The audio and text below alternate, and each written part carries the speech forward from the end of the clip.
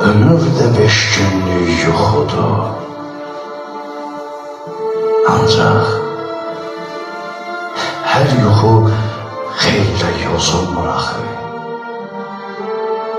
Neçə həyatların sirri bir aləm, hər ömür kitaba yazılmır axı. Sevgiler var idi, yaşandı, bitti, döyülen kapılar çırpıldı, çırpıldı gitti. Elə günler yaşandı.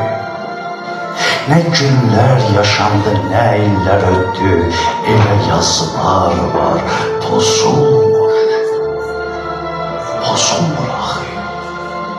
Yoruldu beyinler, bezdi ürəklər, yoruldu bir tek sözde varam deməklər, daha gözlemeyden öldü diləklər, ha çalış, düğümlər çözülmür, çözülmür axı.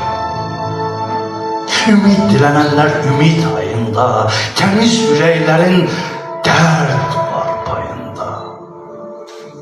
Vətən torpağıda, İç çaylağında ot basmış yolları gedirmir, gedirmir axı.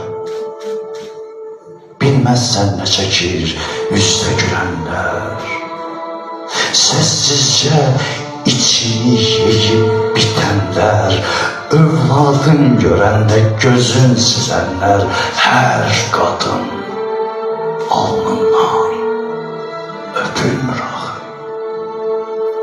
Boşluğa sarılan qollar yorular, ruhsuz yolculardan yollar yorular, min hala düşməkdən hallar yorular bu hoş sabahlarda,